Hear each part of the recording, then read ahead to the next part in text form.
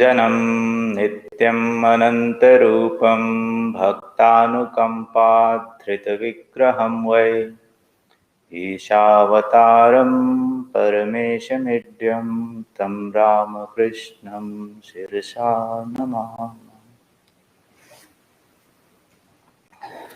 Namaste and welcome to our discourse on Sunday morning or midday in some places.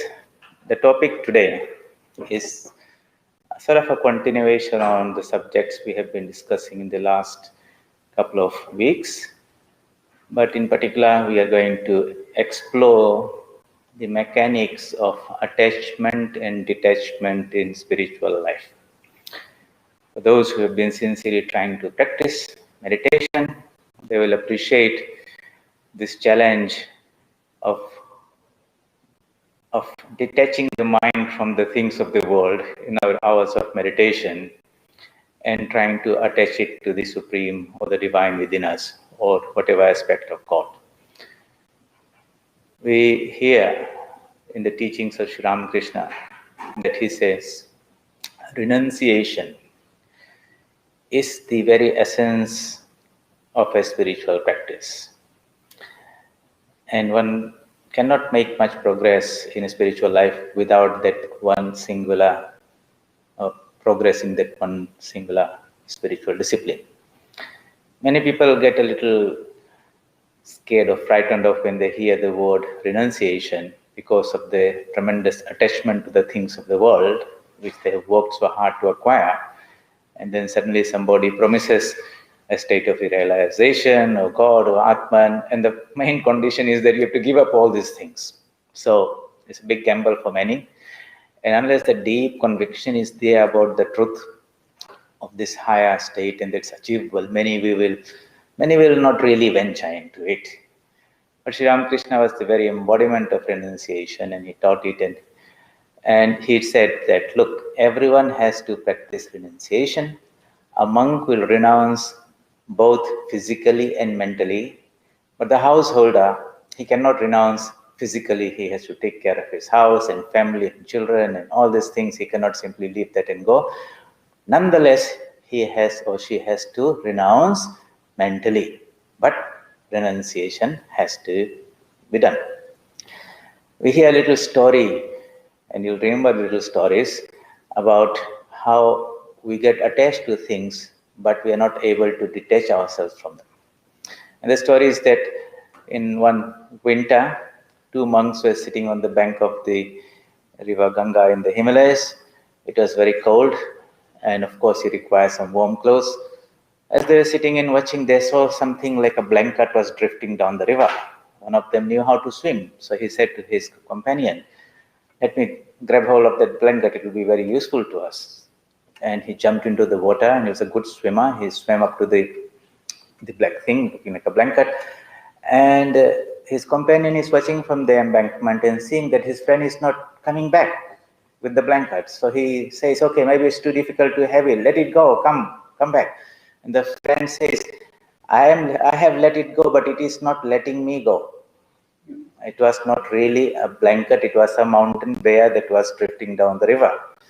So, you see, in ignorance, we reach out to things which we don't know how dangerous they are because we have some need. These people required some warm blanket. And when they get hold of it, then the thing gets hold of them.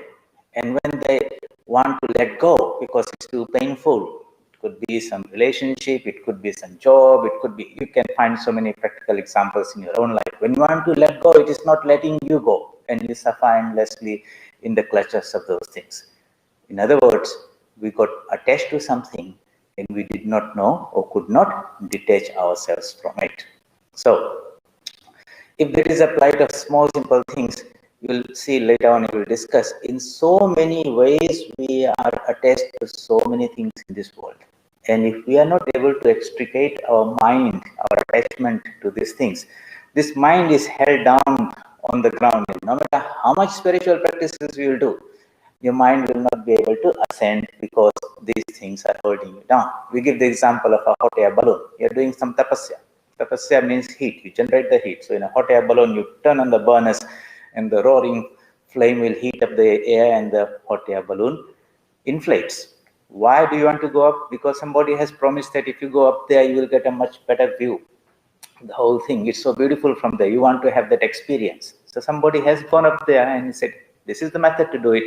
You get into that hot air balloon basket, you put on the gas. That means you're doing your japa, meditation and everything, but nothing is happening. You're not taking off. The reason is that all the ropes that were holding those hot air balloon to the ground, we have not unpacked them and untied them. And therefore, your efforts are not being rewarded. Sri Ramakrishna gives another example of some young man who decided one night to cross the river Ganga and go to the city and have a nice evening out. And you can understand, they went out, had a good time, they drink one too many, and then came back to the embankment at midnight, got into the boat because they had to cross in the river, and they started rowing and rowing and rowing. Of course, when the dawn broke, they found they were still in the same place. They had not moved because they had forgot to untie the rope that was tied to the embankment. So there we go. We are sincere. We practice our japa and meditation. We are not making progress because the detachment is not there. So you'll see a lot of instructions you'll find in the Gita, in the Upanishads, and in very simple ways through the stories, trying to tell us why we should practice detachment. Sri Ramakrishna says, what is the discipline of a devotee or seeker of truth? Ishwarer prati anurag, jagater prati vairagya. Jagat means this world. Jagat means that which is constantly changing. One moment it's there, not there, it comes and it disappears. So this world is asat. That means it is subject to creation, preservation and destruction in time, space and causation. But there's another reality which is called sat, which is permanent, which is the Brahmano, Atmano, pure consciousness, which forms the substratum of this universe. And when we pray Asatomas Sadgamaya, from the depth of our heart, the prayer should come that, look, I don't want to be entangled and identified with this changing world because it will slip out of my hand. I would like to access that unchanging reality, which is my true nature, which is, as the sages say, that's the promise. Brahman is unchanging beyond time, space, and causation. But when we try to do that, this world is not letting us go so easily. Why? Because we are so seriously entangled with this world. So if you remember now where we're leading to, in the last 3 or 4 classes, we had tried to understand from a science point of view what and how we are entangled with this world in so many ways. And I used the word, the mechanics, exploring the mechanics of attachment in spiritual life. I use the word mechanics, a bit of a science word. So we want to have a little rational explanation. Otherwise, we're trying to do something and nothing is happening. And after some time, people will lose interest and say, it's too much, it won't happen for me, it's all right for great souls or sadhus who have left the world to dedicate their whole life for them. But for me, we are, as they say, ordinary householders with the type of excuse they will come, and it's too much for us. But Sri Ramakrishna says when devotees would come to them, he said, yes, it's also possible for even a householder to realize the truth. God himself is coming and telling. Of course, he's not trying to just give us some sweet candies and try to make us feel nice. He'll tell the truth. But along with that, some little disciplines are necessary by which we to disentangle the mind from these things of the world. Only then your sadhana will fructify. Otherwise, what happens? The energy gets dissipated.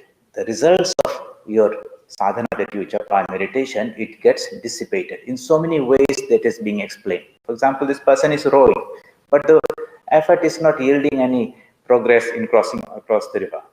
Or you're putting that hot air in that balloon, but if there's some holes in that balloon and the hot air keeps on escaping, so it doesn't build up that pressure to rise to another level. Sri Ramakrishna gives another analogy. The farmers in the village in Kamarpukur, when they're planting rice, what would they do? They'll make a paddock and they'll connect that paddock to a channel, irrigation channel, and the water will flow into this particular paddock, and they hope that overnight it will fill, so the next morning they'll come and put the rice seedlings. But when they come the next morning, they find it's empty. What happened? some rats had made some holes in the embankment, so as the water was coming in, it was flowing out also. Likewise, we do a lot of sadhana and japa and everything, but somewhere the energy that is we're supposed to harness is being dissipated.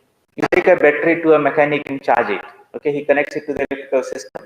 But if the insulator of that battery is not very good, the charge keeps on getting dissipated to the ground. So in so many ways, we can understand the importance of this, of harnessing that energy and sublimating it, taking it to another level. Only then the mind will rise. So when Arjuna was having all these doubts and confusion about whether he should fight the battle of, the battle which was his duty, on the teachings, Sri Krishna says, Udhrayat Atmana Atmanam Na Atmanam Sadhayet Atmaneva Atmano Bandhu Atmaneva Ripuratmana. Raise yourself by yourself, do not lower yourself. If you can raise yourself, you are your own best friend, and if it goes down, you are your own worst enemy. There's no friend out there or enemy out there. Our own mind can be the best friend and the worst enemy. So, managing this mind, hence the topics have been the series Mind Management Techniques. How do we manage this mind? So, we have to understand this mind first, how it functions and works. Knowledge is powerful. Once you have figured out how these entanglements are there, then you yourself will understand how the disentanglement will happen. So let's go back to a very interesting topic, topic you may say, idea. We had been discussing in, say, 3 or 4 lectures back about how we should conceptualize what this mind is. Well, what is this mind? You say there is something there inside us. I can't see it. It's not a physical thing.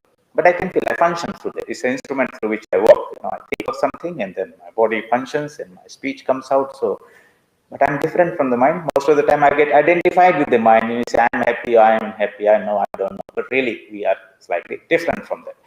So, but what is it? Is it just simply a collection of ideas and thoughts in the mind, static, like things kept on the hard disk of your computer? So much information is there, but it's not moving static. Or is it a living, dynamic form of energy that's pulsating?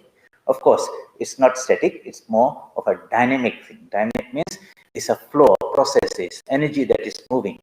So in this cosmic mind, which is called the Mahat or the Hiranyagarbha, imagine that to be like a huge river is flowing down. And in that river, there are small whirlpools. So the water in that river is called the Chitta, the mind stuff, Chitta.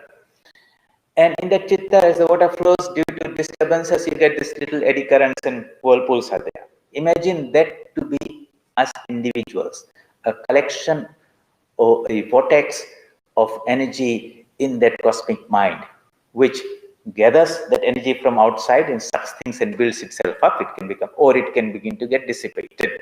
Okay, so the word vritti means a whirlpool. Yoga's chitta vritti nirodha. Yoga means in our own mental space, we want to remove all those little whirlpools are there. Whirlpools are like thoughts and ideas that have gathered momentum, and you like them, and you similar ideas, it builds up the momentum, and sometimes you like it, and so you are very happy in that company of such thoughts. You sit down and contemplate about some wonderful experience or the people there, but basically the person is not there. That experience is in history. You are recollecting all the leftover samskaras or reminiscences in your mind, and that give you a pleasant feeling. Or it could be an opposite thing. You remember some painful experience that happened, and every time you slip into that whirlpool, you are feeling very miserable and painful. Okay, and sometimes it will suck you inside that whirlpool, and you go down into some deep space, and you're all depressed, and these tragic things happen. Or it could be some just anxiety or worry, but you are not in control in that whirlpool. The whirlpool is now spinning you around. It's taken you for a spin, so to say. So these are all these things that are happening in our mental space in the Chit Akasha. Remember, we talked about this physical world is Maha Akasha, made of material things, physical world, right from a small atom to the biggest galaxy. Anything material is in a space called Maha Akasha. Finer than this, subtler than this is called the Chit Akasha, the mental space, where the the things, so to say, the contents of out of which it is made are thoughts and ideas, which we have said are dynamic in nature, means constantly moving, is energy, it's a mental energy, because it's all part of Shakti. Anything that is right from the Brahmaloka to the gross plane is a manifestation of Shakti. Shakti means energy or power. At the highest level, the energy is vibrating at very high frequency, so to say. As it comes down and becomes more and more concretized, materialized, grossified, so to say, in between is the mental space, and downwards it comes down to a material thing, a brick, or plant, or animal, or something like that. But they all belong to this domain called Prakriti or Shakti, but it's differentiated. Prakriti means that which is differentiated. At the gross level, material level, it is very dense and thick. At the highest level, it is very purified. Okay. So keep that on that framework in your mind, in which we as an individuals are a whirlpool, so to say, bringing in this energy from our previous lifetimes into this body, because we bring our mind and take up a physical body here. And in this life, we are constantly drawing in new ideas and experiences, and we are radiating that out. So that which is outside me is called my environment. That is within me, that is what is my subject. And I act on the environment, and the environment acts on us. Now, this acting on each other ends up with an entanglement. Okay, and if the outside world things are the controllers, then we dance to the music. And that's where the problems are there. Because we reached out looking for the blanket and found it was a bear. Now we are caught by the bear of this world, and the bear is making us dance to its music, so to say. So we'll come to this idea why I'm using this word dancing to the music. And you think around and you see how nicely we are dancing all around. We don't like the dance. It's a painful dance, but we are not in control. The world is pulling the strings and we are dancing like a puppet. We define it with nice words and things, do all these cosmetic things, but it's not a pleasant dance anyway. So we discussed this idea of this entanglement, and I use this concept of rhythmic entanglement or engagement. We use this. So let me quickly revise that, because that's a very powerful idea to see how this coupling between us, the internal mind, and the outside world happens. So we say, if a person puts in half a dozen of grandfather clocks on the wall and he makes them to swing randomly, they're all over the place, and he comes after 2 days, he finds that all of them are swinging together. Okay, why did that happen? They don't talk to each other, they're not touching and having some agreement. They're mechanical things moving, but somehow some communication is happening. That means the vibration of this pendulum swing disturbs the air a little bit. That disturbance gets transmitted across the air medium, and the other fellow feels that somebody else is vibrating out there, but we are not together. And it's not a very pleasant thing, because we are conflicting with that energy. What happens in that process? Gradually, you'll find that they will decide that it's good for us to form a team, what is called a system, where we'll all help each other in swinging together. Okay, so it's called rhythmic entanglement, or entrainment is the word there. You entrain the ones nearby. So imagine we find this type of groups there, systems there. This is called a system. In our body, there are all these systems. We got the nervous system, muscular system, digestive system, skeletal, muscular system. All the systems are there, and they will all work together again at another level to form an organism.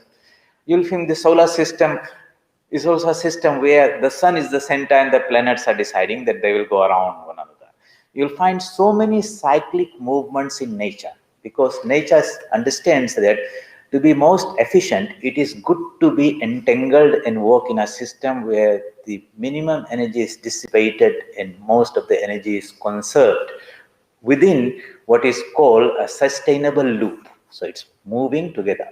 This is called periodic movement. Same thing happening again and again and again. So you'll find lots of examples in nature. Nature is very intelligent and smart in that way. She knows how to design the most efficient systems for the conservation of energy by having this, building the sustainable systems by looping the energy together. Now, going back to this 6 pendulums that are swinging there. You bring a 7th pendulum next to it, and you set it in motion and swinging out of rhythm. But you come after 2 hours, you might probably find that the 7th one has come in rhythm with this. It didn't take 2 days for that. Why? Because the bigger system exerts a bigger force on a smaller system and pulls it in. It's always the bigger system that is the controller and the master of the system. Just like the moon goes around the earth and not the other way around. The planets go around the sun, not the other way around. So the bigger system will always have the influence to pull the others into its rhythm, so to say. So you'll find that, as an example, in our society and community, you find you go and join a company, maybe you think you went there for the money and the job, and your qualification is something there. The people, the culture of that place is not exactly what you like. Okay, so if on the first day or first week you'll feel slightly out of place, the people are doing other things, but you stick around there for some time, and after 2 months, you are totally at home and you say, I am settled in there. Okay, in the beginning you'll begin to feel that little pull.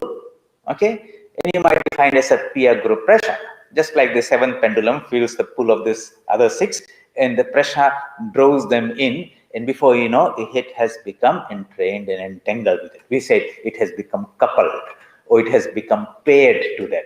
When the pairing and that coupling happens, that means there's a linking there. Then in that, through that process of the linkage, there's a flow of energy. Just like you take your phone and you pair it in your Wi-Fi system. Okay, there's a information and all those things are there. Your own phone has got its own, it's not what you call signal, but you connect it, and then suddenly all the information that's available on the internet or the system is being able to download onto your thing.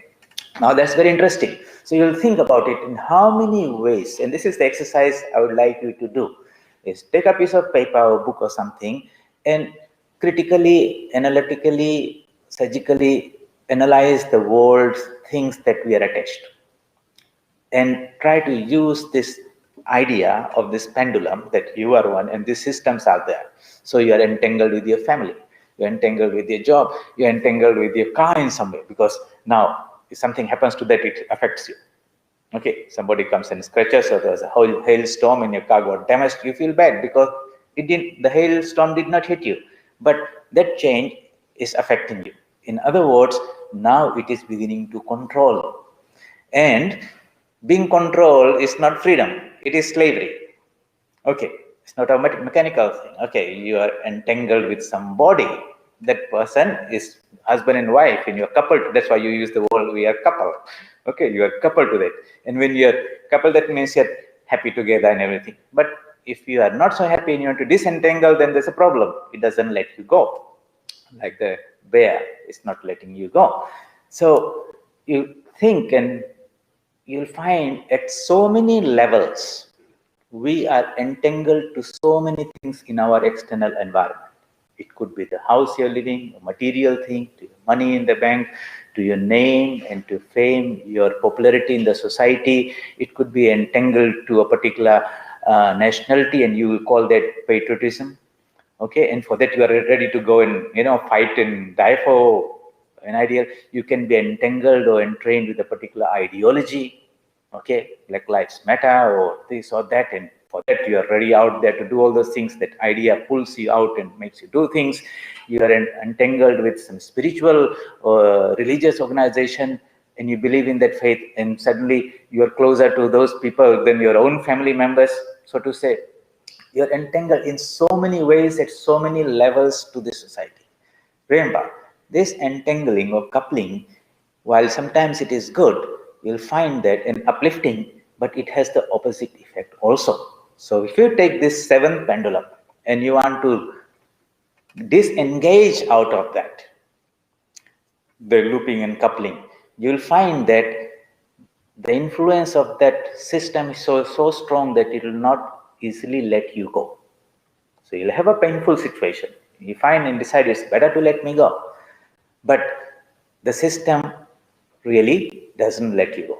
So when you think very deeply, you'll find that you can literally make a whole list of things. And they're not all bad. Okay. Then you classify those outside systems in 2 categories. One, Are those systems higher to you? That means they have an uplifting influence on you. Or the energy levels of those systems are lower. That means they drain you out of that energy. So, for example, this pendulum, let us say, is swinging at 50 hertz. If your frequency is say 55 hertz, it will pull you down to 50. If you are at 45, it will lift you up. Therefore, we have to be very careful what type of system we expose ourselves to when we come close to them. Okay, they can have a bad company can pull your mind down and take you down.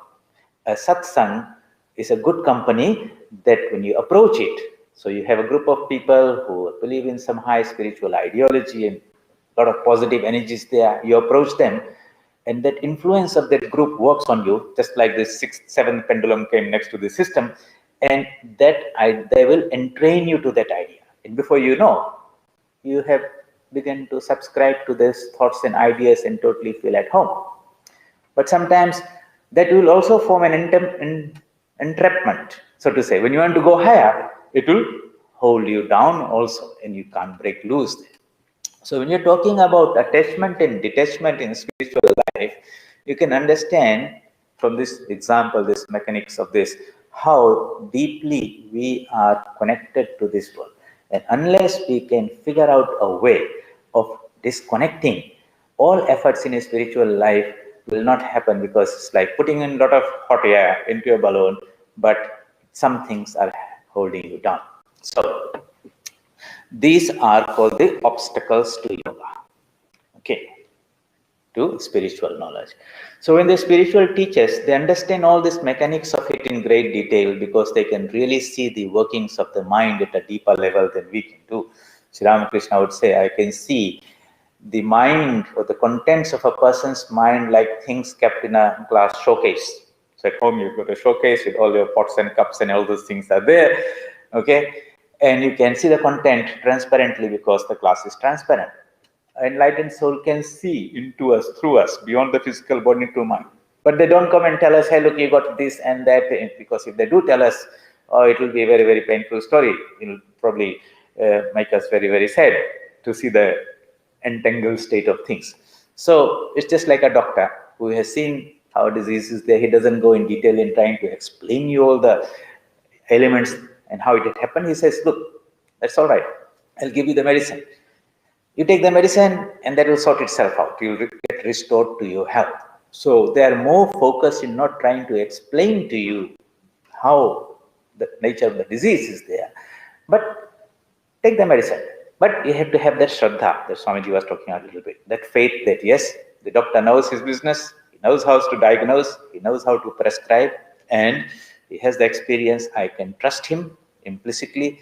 I will follow the instructions, and if you do that, you'll find that healing begins to take place. But there are some people, skeptical people, who want to understand things a little bit more. Show me the reason and the logic in all those things. So they will say, doctor, can you please explain to me how this has happened and all those things?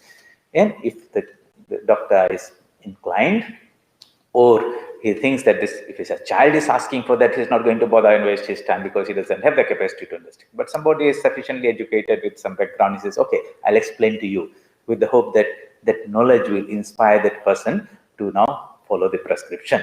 So that's why the instructions that are given in the scriptures are do's and don'ts. Don't do this. If you follow them sincerely, you'll have the effect. But then the bhashya, the commentary, the explanations, which we are trying to do in different ways using science and all these types of ideas to explain, once maybe that can bring a little bit more clarity. And he said, now it makes sense. And I will practice these things more. With this modern people of this age, with a lot of education and more rational people, we say, approaching them through this intellect sometimes helps. So that's why this effort is there to explain what is attachment and detachment and how we are entangled and how we can become disentangled. And in that context, how the spiritual teachings have a place. So it's not implicitly blindly following, you definitely know it's there. So what are these obstacles to knowledge? We talked about Maharishi's Patanjali's Yoga Sutra, he says there are 9 types of obstacles when a person is trying to practice spiritual disciplines. We talked about that in detail, but that quick revision is there. What are they? The first one is sickness, vyadhi, physical element. So if body is, so you'll find that these elements have more to do with the tamogun and rajogun, with the physical body and the mind. When the tamas is too much, inertia is too much, or rajas is too much, that uncontrolled, restless energy in us, they are the causes of the obstacles. So these need to be pacified before the sattva element becomes predominant, and meditation truly is really possible when we cultivate a certain degree of sattva. Otherwise, out of courtesy, we say we are meditating. Really, your mind is all over the place. You're just trying to constantly wrestle with the mind and practicing pratyahara. It's going out to bring it in. Dharana you're practicing. But dhyana is the 7th state in this. That we are not practicing. Out of courtesy, we say we are doing meditation. So, how do we, what are these problems? We understand the problems. Diagnosis is there, then we understand how the medicine, that one must take the medicine. Otherwise, there might be a patient who might have a little cancer. He hasn't even diagnosed, he's going happily around saying everything is very fine until he goes and somebody does a scan. He said, my God, this has been sitting there for 6 months. Didn't you know? Likewise, there are a lot of things sitting in our own mind which we are not aware of it. And maybe when we get to know them, sometimes it's a bit too late to do anything about them. So first one is vyadhi, sickness. Then mental laziness. We talked about it before, but it's good to go through that again, because otherwise we are expecting too much, not taking care of the challenges are there. That these things will come in your spiritual life. You'll find that sometimes the body is not really cooperative. Okay, sickness, the energy level is very low. Or mental laziness, initially I don't want to get up at 5 o'clock in the morning, you turn around and make some excuse and I will do later or something like that. Imagine that. Samshaya, doubt will come. All that is very nice, but really, is there God? Is it possible that type of idea will enter and nullify all that good hard work you were trying to build up there? It's like, throwing a cat among the pigeons, so to say, and everything gets disturbed. So that happens. So you have to avoid such people as a spiritual practitioner who will try to feed you that negative energy and undo the good work there. That is there. Okay. Then comes pramada. That means lack of enthusiasm. So you do it once or twice and then things begin to cool down. Thanda ho gane laga. Theek hai. So a lot of enthusiasm. You took your initiation with the idea that I'll meditate for half an hour or something. Then you turn around after 6 months and say, how is it going? Oh, I'm doing it. Some days I do, whenever I get time type of thing. What happened to that enthusiasm out of which you were showing at the beginning of the spiritual practice? So that is called pramada. Okay. Then sloth, alasya, lazy. So you've seen that animal sloth, when it moves, it is like it's forever trying to stretch out its limbs like that. So some people are like that in their spiritual progress. It's like it's forever trying to take them time to do those type of things. It's not very good. In spiritual life, it requires tremendous amount of energy, viryam, utsaha. And then comes virati, this craving for sense pleasures. Okay, so many attractive things are there, and they're constantly trying to draw the mind outside. So some beautiful tour, I have to go to Alaska tour, some new restaurant has opened in the city, I have to go and visit this. So entertainment of the ears, of the eyes, of the nose and all that, what they do, they draw the mind out there and entangle you. So you went there and you said, I had a good experience and I want to go there again. So you are entangled to it. You find that in so many ways, if you're not careful, in a very simple way, you might reach out, but before you know, you're caught. Just like he went out not knowing there was a bear, but the bear catches you. So a spiritual seeker has to be very, very vigilant. He should not, he should be very careful, think twice before he engages with things. Something must be controlling in him, inside from within. The example given by Sri Ramakrishna is this elephant. He has got this elephant driver who sits in the back with a little stick. Of course, the elephant is very big, and he's controlling. So he's going down the path, okay, maybe in a place like Kerala or Bengal, and there's this banana palm, and the elephants love that. So he'll stretch out its trunk, try to grab it. And when that happens, the mahout, the controller, rider, is maximum and it draws itself back. So this outgoing tendency to see something and enjoy it, that's a trunk of the elephant. Okay, you are the spiritual seeker. This person who is riding and controlling is your own buddhi. If the buddhi is alert and awake, say, that's not that way, then you will be able to control the elephant of your mind. But if the buddhi is not awake, then the elephant goes and enjoys, and you find that a lot of things are there. So that is craving of the sense pleasures. False perception. You do some samadhi or some meditation, you'll get some vision or some experience, and you think this is it. I have had this spiritual realization or some experience, and wow, and all the typos. And many people sometimes they make it because everyone is saying, and I will also have to have it. So all these things happen. The genuine spiritual experience doesn't come, and this lower experience are mistaken to be the ultimate experience. Then, when you're trying to concentrate your mind on your mantra and your chosen ideal, you find that the mind is not cooperating. Okay, with a lot of effort you try to focus, and before you know, the mind has gone on to the world tour and it's gone somewhere. It's very interesting. Don't forcefully bring the mind back and say, try to trace yourself back. What are the preceding thoughts in before I landed at this particular place? And you'll be surprised how many intervening stages and thoughts and ideas it went. It took a little bit of a detour before it ended there. So basically, you want to watch your mind and then educate it and say, look, what did you get it from? What was so attractive here that you had to leave such a beautiful, wonderful idea of your own divine nature that you'd like to come down here with such urgency? And the mind will say nothing, I just happened to, out of habit, I have come here. So he said, okay, that's all right, let's go back. And likewise, be a good friend to your mind, and just like, you talk to a little child and reason with him and try to see them the light and give them that experience. This is good and that's not good. Likewise, we have to befriend our mind to give them a taste of that spiritual discipline. So sometimes when this mind keeps on going out, we might despair. That's an obstacle in yoga. People will say, oh, it's impossible for me. Asambhavana, it's not possible for me. I give up, type of thing. And therefore, they cut down on the spiritual discipline, so the minimum. So that's an obstacle to yoga. And the last one is unsteadiness in concentration. Sometimes you have a good meditation, and then other days, you try and the mind just keeps on slipping out, and you get, what is this happening? Today is not nice.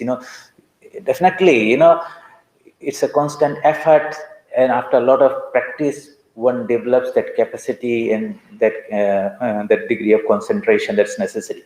If one could do that just by 5 minutes of meditation, morning and evening, then there will be so many yogis walking down the street all over the place. Doesn't happen like that. Small things don't happen in life to earn money or to acquire a degree or qualification. What to expect? Talk about these type of things. So tremendous amount of perseverance and patience is necessary. Why are we talking about these things? So that we know that these problems will be encountered upfront, so to say. But more than that, the technique, whatever practicing itself contains the cure. So the medicine has been given, and that brings about the cure. Okay, so it should not look for some other means to overcome these problems. Let me pacify my mind, then I'll meditate. No, the very purpose of meditation is to pacify the mind. Okay, then meditation, that will come automatically. So the solution that is given by the discipline, is embedded in the discipline itself. What is the discipline? Repeating the mantra. Tasya vachaka pranava, the omkara sound mantra, Shabda Brahman, is the indicator of the Supreme Being. Tat japa taratha bhavanam. Repeat that with great devotion and sincerity while contemplating on the meaning of that mantra. And then what's the meaning of this mantra? This being Ishvara is the omniscient teacher, is the eternal one, he's the guru of the gurus, he's the very embodiment of knowledge and all the divine qualities, and we are related to each other. And because when we can make that connection, remember, We were talking about how we are entangled with this world. The same mind can be entangled with the divine. If we can disentangle it from the lower things, then that upper entanglement happens. So you have to understand that the external world is out there, material things, and you don't want to be entangled with that. Then there is this internal being also, which is Ishvara, which is our higher self. In between is the mind. And the important thing is the mind pointed outwards or inwards? Is it entangled outwards or inwards? What's the discipline? Ishwarar Pati Anurag. That means you have the entanglement or connection towards the Ishvara. Jagater Prati Vairagya. That means all the things out there, I will disconnect myself. It means a reorientation of the mind. Okay, without that, it will not happen. And who will do that reorientation and keep it there? There is a higher faculty beyond the mind called the buddhi, which is the controller of the mind. Okay, and when this buddhi is alert and strong, it will gradually navigate and redirect that energy inwards. If the buddhi is not there, not alert, then we are totally at the mercy of these senses and external organs. The example of this chariot, which is the body, and the five senses are the horses, which are yoked, and in the hands the ropes are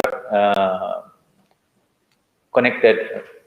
The buddhi is the charioteer, the sarathi. He's controlling the five senses with the help of the rope. The ropes are the mind, and behind that is a jivatma. This is an example given in the Kathopanishad. So we have discussed that.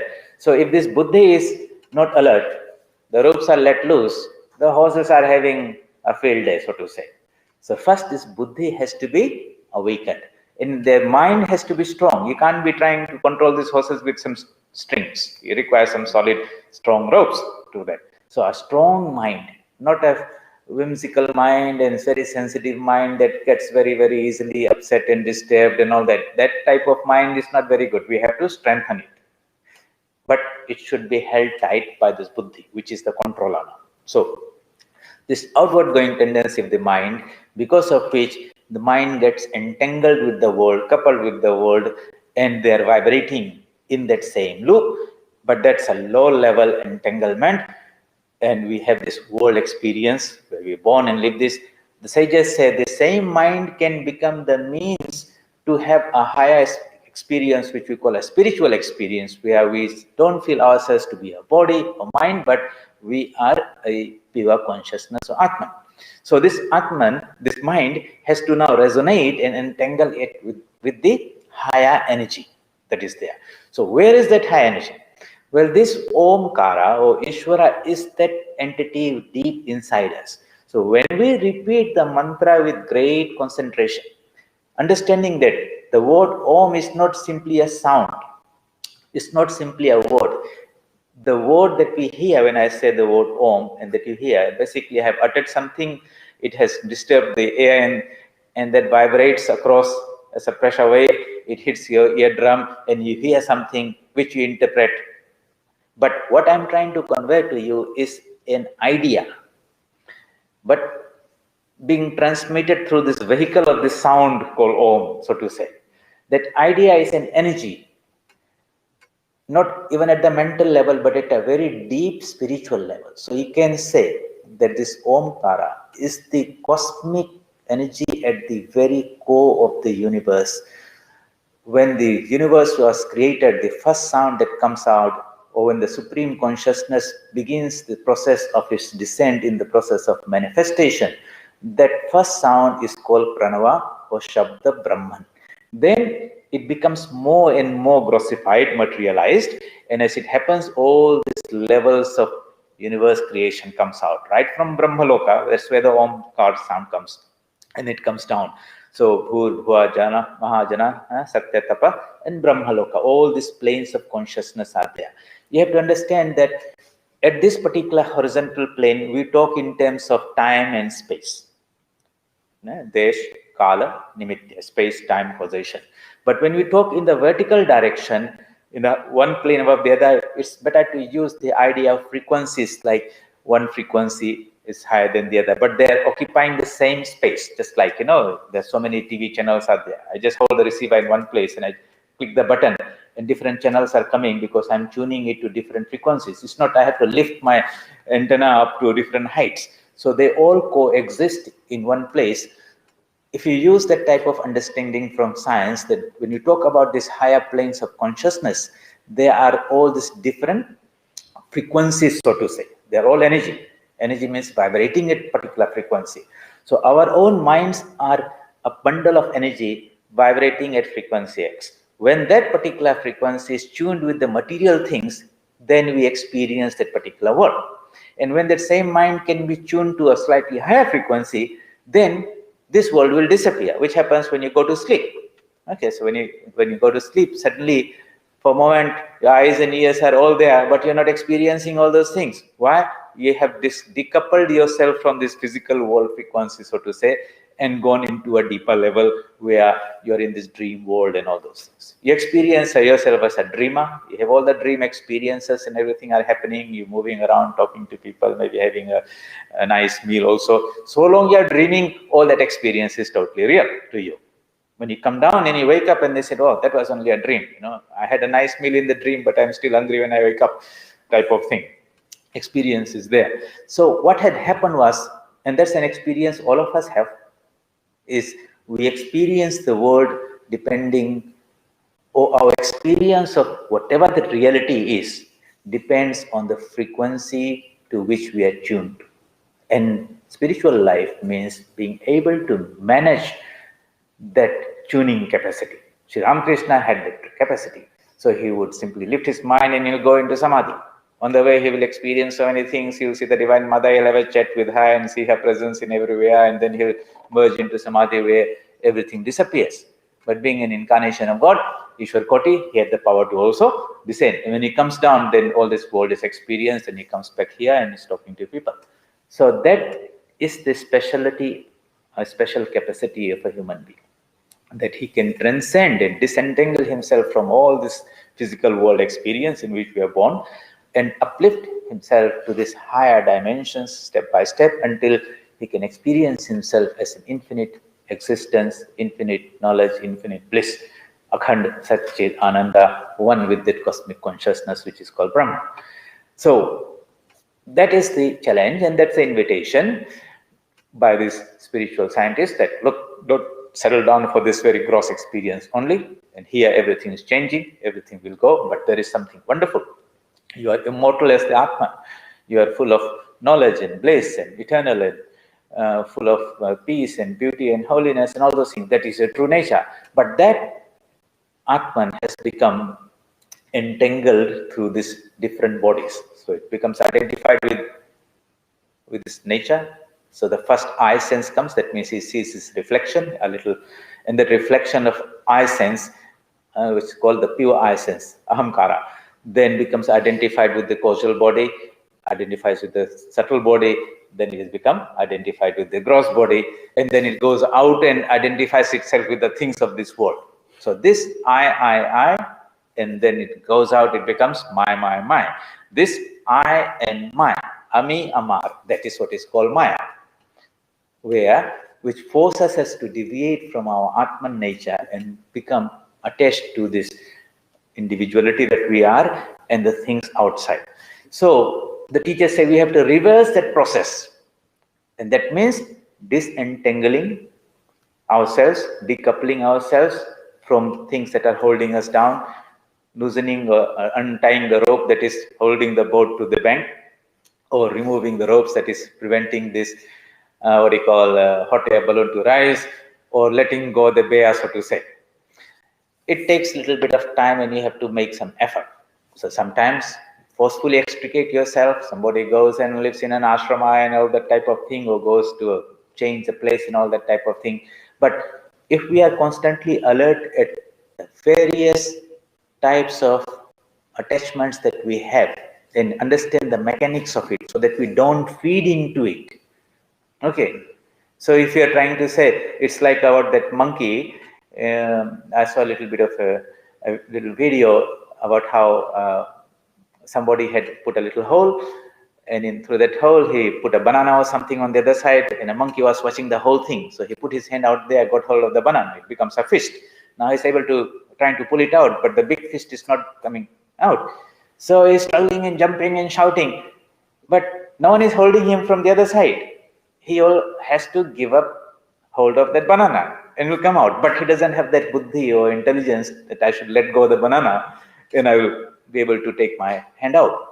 So that monkey is there in many forms in us. We have reached out and got hold of something. We have the capacity to give it up, but we do not know that we have to give up that before I can free myself out of that. We are the ones who have trapped, not there somebody else. It's like somebody was holding onto a rope that was tied behind a vehicle, and suddenly the vehicle began to move, and this person is being dragged behind it. So he's screaming, shouting, he's bleeding, or cuts in the eye. He says, "I'm painful." Somebody is on the roadside, says, let go of the rope, let go of the rope. Because you are holding the rope, not the rope is holding you. And if you can let go, you'll be freed from that pain. You'll find that in a lot of our experiences around when you suffer, we are the ones who are holding. We want to let go, but somehow that bear is not letting us go because this coupling that is there has become a little too sticky. So, what is the means? We've got 5 minutes for today. That mantra itself, pranama, itself contains within that power to entangle or lift this mind, resonate it to its level. So imagine this Omkara is a living, pulsating mantra, dynamic. Our own minds are also something like that. When we repeat that mantra with great concentration, we are trying to tune that mental energy, the vibration, the frequency to that. And as we come close to that, at some point it will begin to pull you in by itself. Just like the bigger system will pull the lower system, the Ishvara energy will lift the mind of the devotee. And you don't make that much effort. How do you explain that type of coupling that happens without your own effort? You say that's called grace. Your effort to repeat the mantra and do your sadhana is called your self-effort. And when you come within that field or space, you'll find that the pull of the divine itself is strong, that it will draw you in, and you feel, now I don't have to make some effort, I'm just slipping into it type of thing. And before you know, you're connected so deeply that you don't want to let go and you enjoy that. But that connection that happens at the last moment without your effort in a very tremendous way, what do you call grace? Something that you didn't have to work hard, you get freely because somebody is giving you more than you work for. That is something like a bonus. Okay, you work so hard, you get $100,000, but the boss decides to give you another $500. You said that's a bonus. You know, graciously has given me some more. I didn't earn it. Likewise, you work so much spiritual discipline and try to come to this energy of the Ishvara, so to say, by repeating this mantra with great concentration and devotion regularly. At some point, you'll find that this mantra begins to work within you. This tamoguna and rajoguna, which were causing all these problems that they are. These problems will begin to lessen. Your general health will improve, your energy level will be up, the mind is light and buoyant, and you are greatly enthusiastic about your spiritual practice, and you get good concentration, you are losing that pull of the world, and sense enjoyments begin to fall off. You say, I don't enjoy those type of company or people, I'm not interested in those type of things. That means you are beginning to get entangled with some higher energy, and as a result, you are slipping out of the control of the external energy. So the teacher says, these can be tat pratishedhartham ekatva abhyasa. To overcome these problems, try to focus your mind on one idea. And what is that one idea? The idea of our divine nature, our oneness with the cosmic being called Ishvara, with one pointed repetition of the mantra, which is called Swadhyaya. This is part of the Kriya Yoga. Whether you know the chemical composition of the medicine, whether you know how the element disease is there, if you know it's good, even if you did not know, but you take the medicine properly, it will have its effect. Whether you know or not, if you repeat this mantra Om with great sincerity and devotion, or the mantra that has been given by a spiritual teacher, within itself, the energy that is encapsulated in it in the seed form, you plant it, give some water, give some air, a little shoot comes, keep taking care of it, and the tree comes and will give you fruits and flowers. So we don't really require too many things. What we require is tremendous amount of faith and practice, but having that mental alertness of that elephant controller, wherever the elephant strains out his trunk to catch some plantain or banana tree, you have to smack it a little bit and say, not outwards, the real joy is inwards. In this way, we try to detach ourselves from this world, the material world. Remember, it has become very, very deeply entangled. So it will not happen overnight, this uplifting. But with great patience and perseverance, we do our spiritual practice at some point through our self-effort, purushartha, and by the divine grace, kripa, this change in our mental level happens, and suddenly you find the world around you becomes transformed. It's not only objects, material objects and physical people, that inside all of them is that same cosmic consciousness pulsating in all these forms. Actually, it is that same consciousness which is called Brahman, which another form becomes Shakti, and she projects this whole universe and all living beings, and we are part of it. Our mind itself is our best friend, is our worst enemy. We can be prisoners of our thoughts and ideas and be caught into it, or we can devise a way to get out of it also. The means are within us. It's like a screwdriver. You turn it clockwise, you tighten it. You turn it anti-clockwise, you loosen it. You should know which way to tighten or which way to turn to free yourself. That knowledge comes from this type of using our own intelligence and reasoning, so that we make the right decisions. And every time you ask, is this going to entangle me more to the world, or is this going to disentangle me so that I can rise to another level? With that discriminative intelligence, if you are watchful over every thought, every word, every deed, your own friend will be your navigator, your guide, and show you the path towards freedom. So I hope this little bit of discussion in a bit of a rational way, a little bit of science and physics in there, gives you some insight onto how the mind functions. But what we require is to make this knowledge into an actionable knowledge, reminds constant alertness. So think well before we do anything, and reflect afterwards we have done something. So at night, before you sleep, you ask yourself, during the day, so many activities happen. What was the result? More entanglement with the world or less? And you'll find very interesting exercise if you do. You'll find that, yeah, it requires a little bit more carefulness and alertness about how we engage with the world.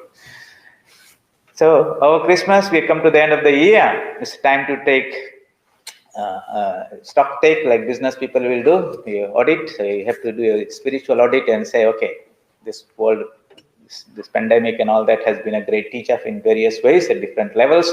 What lessons have you learned, and how have you utilized this time for your maybe going deeper inside, because outside was shut? So you were forced to retreat, but was it by this force that you were locked in your room, or you used that opportunity to retreat deeply within your whole self and grow spiritually? We will not be having any of these Sunday classes here, like Swamiji has said, till 23rd or third week of January. But I'm trying to see if we can have that over Zoom.